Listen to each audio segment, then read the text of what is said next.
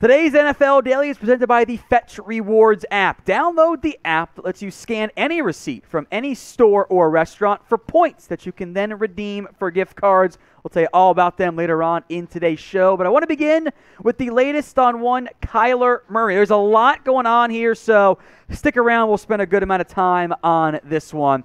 The drama's here kind of out of the blue to an extent for Kyler Murray. This all began when Murray removed all but 2 of his photos, or galleries, I should say, on Instagram and didn't have the Cardinals in there. And there was speculation, hey, maybe Murray wants a new deal, whatever. Well, on Super Bowl Sunday, the leaks began from both sides. Here's what Chris Mortensen reported. Quote, "The odd vibe between the Cardinals and Kyler Murray is indeed alarming. Murray is described as self-centered, immature, and a finger pointer, per sources. Murray is frustrated with the franchise and was embarrassed by the playoff loss to the Rams and thinks he's been framed as the scapegoat. Where's it headed? Despite the acrimony, the Cardinals expect things to calm down, and Murray is their QB. Select veterans hope to reach Murray on how he handles adversity better. Coach Cliff Kingsbury also is self-scouting where he can provide better alternatives for the QB. I want to make this clear. This is weird and not good. You've got both camps who spent the biggest day in the NFL leaking things about the other. That's bad entering year 4 of your number 1 pick. Now, maybe Kyler wants a new deal. Maybe the Cardinals, and I think they are mad about the way he's handled himself, particularly pulling himself out of the playoff game. That's not good. It's not an ideal situation. Not saying it's going to turn into a disaster, but this is not normal, guys. And I think Murray is looking for that big-time deal. He's now extension eligible. He probably wants Josh Allen at minimum money, which, I mean, I get that. I think that's a rational explanation for him to want to command as the former number 1 overall pick who thinks he is and believes he is a true franchise QB. Now, there's more, including some recent stuff we'll get into here, but I want to answer this question first and foremost.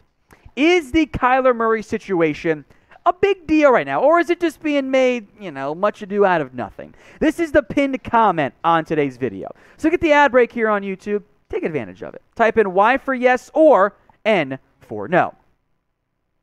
The idea that Murray felt it was unfair that he was being blamed for the Super Bowl or the wild card loss is he was bad.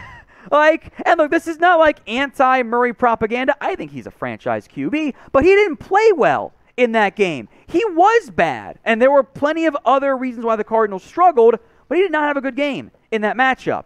Also on Super Bowl Sunday, this is what Mike Garoppolo had to report. Quote, "I do know they're looking for Murray to take a step forward in a number of areas." We're talking about maturity, body language on the sideline, having a bigger voice with his teammates, and leadership. And the Cardinals, again, on Super Bowl Sunday, felt the need to put out a statement backing their QB. This is not normal behavior, guys. Here's what the Cardinals said.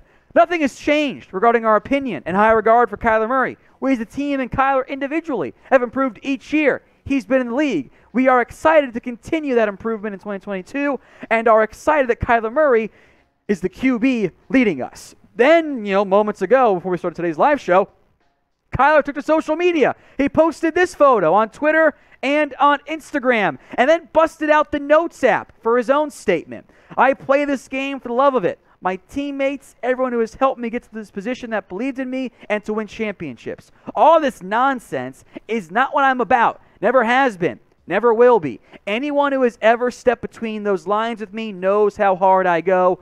Love me or hate me, but I'm going to continue to grow and get better." Which, in general, this whole conversation of, hey, we want to do this, cool, I want to do this is an internal conversation that does not get put out in the public. Here we are, early in the offseason, with all of that publicly available. That is super weird, guys. That is not common for it to happen between a team and a franchise QB. There are some issues right now. Now, there's a good chance those get worked out. Everyone kisses, makes up, but it's kind of like in a relationship, you need a couple's counseling right now. It's not ideal.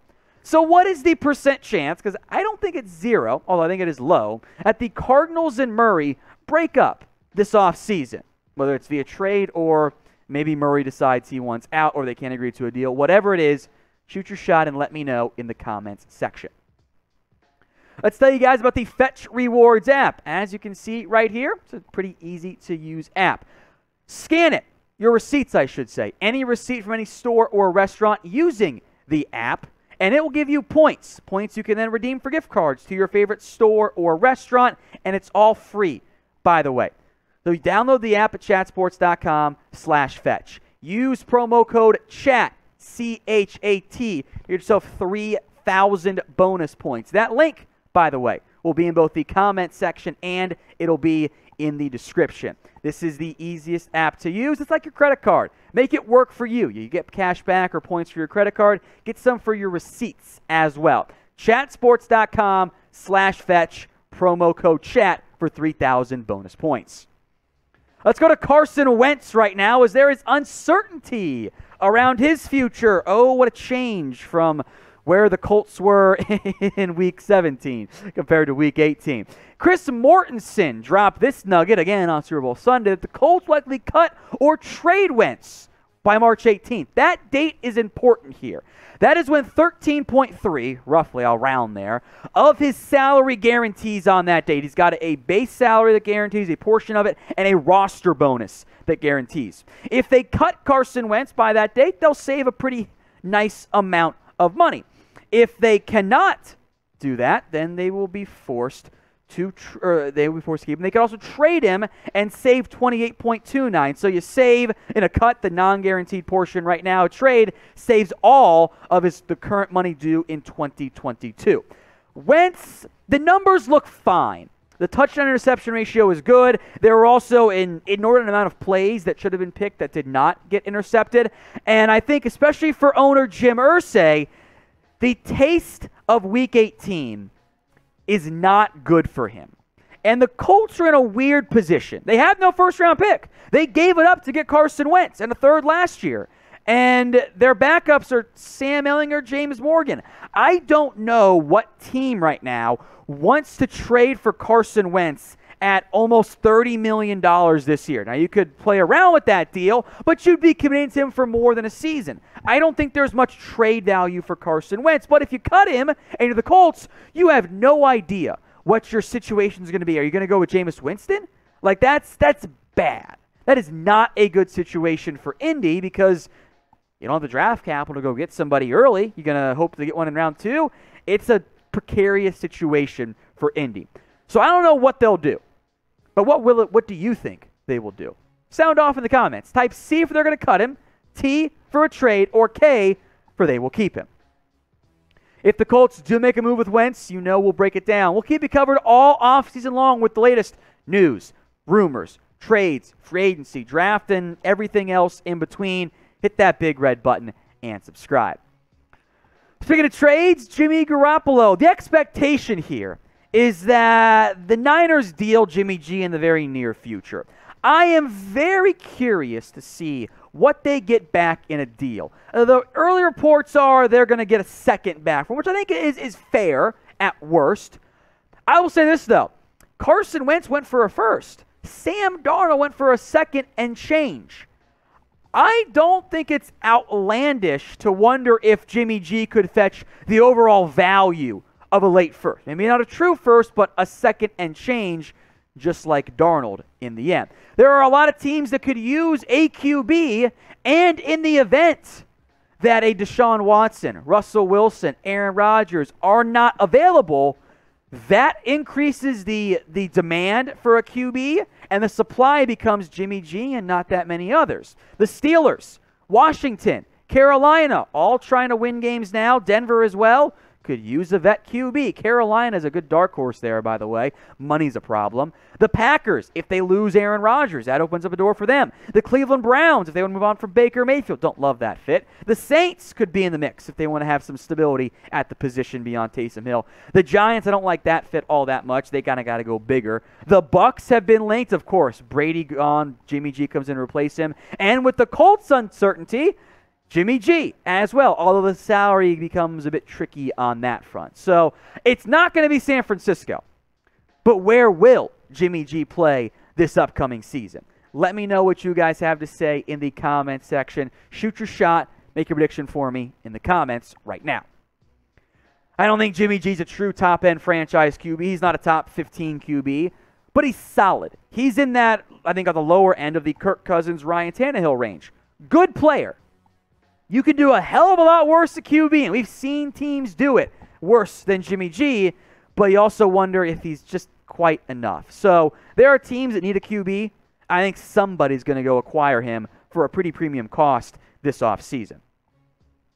Bad news now, Odell Beckham. He did suffer an injury in that game, the Rams game, I should say. A torn ACL, the same ACL he tore a couple years ago. Beckham had boosted his stock with the Rams pretty significantly. Now I wonder if they just bring him back on a fairly affordable contract because of the injury, because he might miss some time. But OBJ began to look like prime OBJ with Matthew Stafford in LA, and I wonder if that says a lot more about Cleveland and Baker Mayfield than it does necessarily about the LA Rams, but it's brutal for OBJ. On the bright side, he cashed in and got more than he's going to get from the Browns thanks to LA winning that title. He played well in 12 games. Not peak OBJ, that's his first 3 years, but he could have gone for 1,000 yards had he been, I think, there the entire year in that same role with LA. Now questions begin around Aaron Donald and his career moving forward. Shortly before kickoff of the Super Bowl, there were reports from NBC that Donald could retire if the Rams won. Well, the Rams did win, and Donald post-game dodged questions about his future, which, of course he did because he doesn't know right now. But that door is open for one of the greatest of his generation at any position to call it a career. So what do you think? Will Aaron Donald retire from the NFL, or will he play another few seasons? Type in R for retire or P for play. If it is the former and Donald calls it quits, I mean, what a way to go out. I think he should have won MVP of that game. No disrespect to Cooper Kupp. I thought Donald was dominant. Yeah, he didn't always make every play. He was also consistently freeing up guys with the attention that gets paid to him. The Super Bowl production for Donald, 4 tackles, 2 TFLs, 2 sacks, 7 hurries. He was awesome. And make no mistake, if he does retire, Aaron Donald is a no-doubt lock first ballot Hall of Famer. In only 8 seasons, Donald is the 3-time Defensive Player of the Year. Rename it the Aaron Donald Memorial Award. 8 Pro Bowls, 7 All-Pros, and was a member of the 2010s All-Decade team. When you get in those, you're pretty much in. Donald is a Hall of Famer, whether he retires now or 5 years from now.